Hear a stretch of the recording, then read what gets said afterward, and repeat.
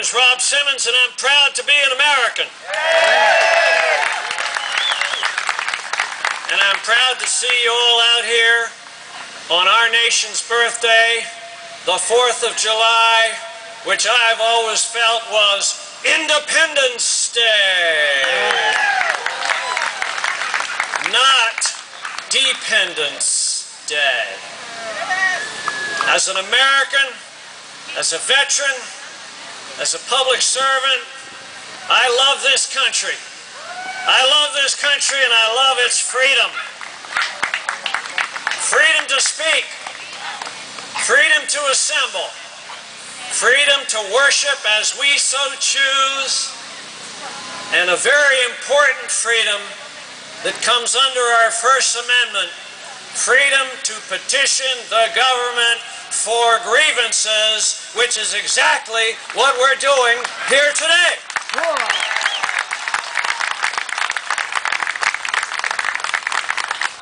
But there's another freedom that is often forgotten, that I fought for as a veteran, that I fought for as a member of Congress, that I fought for as the business advocate for the state of Connecticut.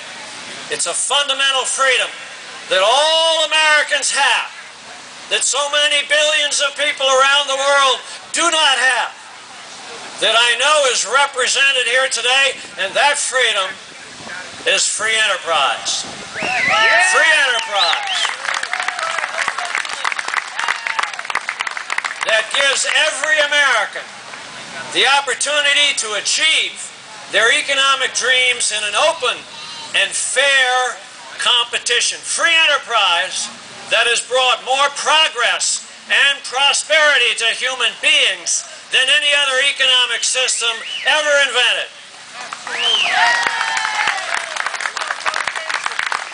Free enterprise that gave my grandfather the opportunity to pursue happiness, life, liberty, and the pursuit of happiness, the opportunity to pursue happiness when he came from an immigrant family from Ireland, went to work at 14, never finished his education, never finished high school, never finished college, worked every day till the day he died at 87 years old, owning 5 family businesses. Free enterprise is what gives our country opportunity to all Americans. And free enterprise is at risk in America today. Free enterprise is being demonized and hurt by the policies and the words that are coming out of Washington, D.C.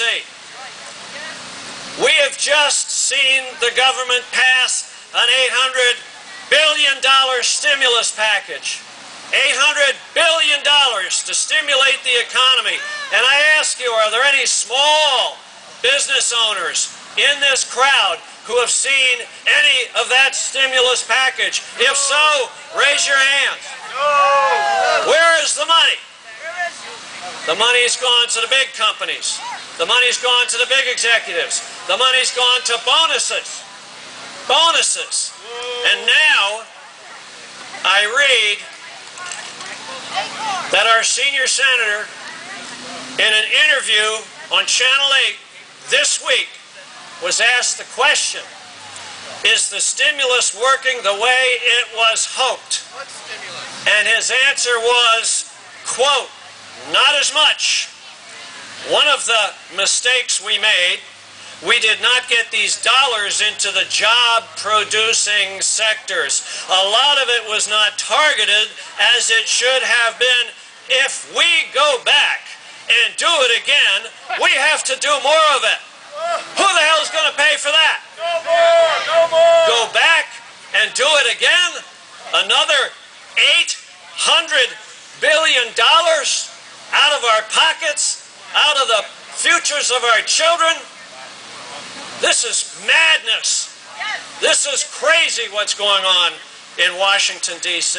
And now we hear that the same people who put us in this fix, who collapsed the housing market, who destroyed the financial services sector, who passed the Porculus bill with 9,000 earmarks and sent it to a president who said he'd never sign a single bill with a single earmark, but he signed it anyway.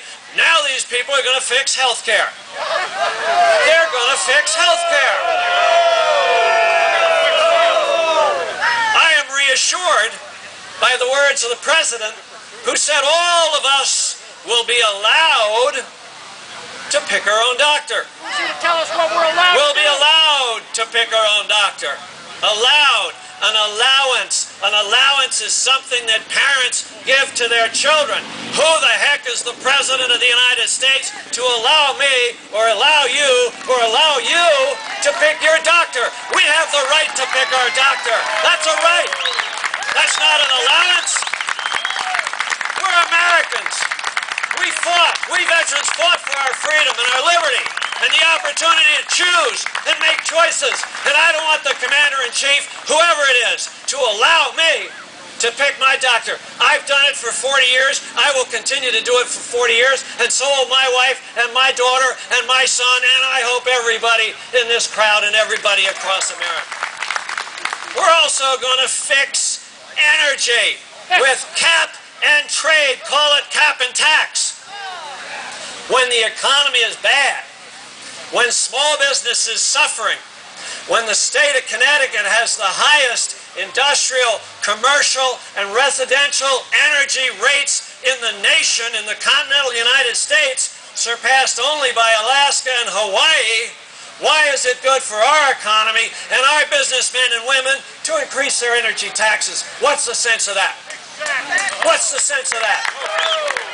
How can we stimulate the economy? How can we balance the budget? How can we run our households if now we're going to have another tax, in this case, on energy? And let me ask you this. If the kilowatt-hour price for industrial and commercial in Connecticut is 12 to 14 cents, which it is, and it's 6 cents in Virginia and 5 cents in North Carolina, how many big businesses and how many jobs are going to leave the state to get cheaper rates? And what's going to happen to this state? More unemployment, more distress, more deficit spending. Cap and tax may be a good idea, but not now. Not in this crisis. Ever since I was elected to the Connecticut General Assembly, for the last 16 years, I've carried in my pocket this Constitution. When I wear one out, I replace it with another. When I wear that out, I replace it with another. And I remind everybody here today what I think you already know. The most important words, the three most important words in the political lexicon of all Americans begins in the preamble of our Constitution. We the people.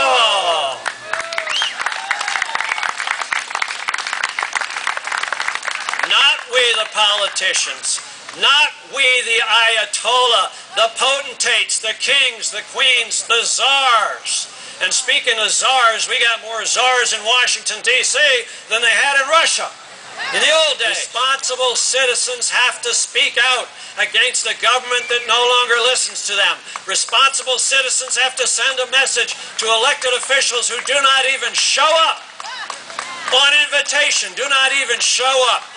People power is what made this country great. People power is what is going to preserve and protect this country. People power is who we are. It's what we are. Keep speaking out. Keep telling truth to power. And if these guys don't listen, out. If they continue to tax and spend, throw them all out in 2010. Thank you. God bless you. God bless you.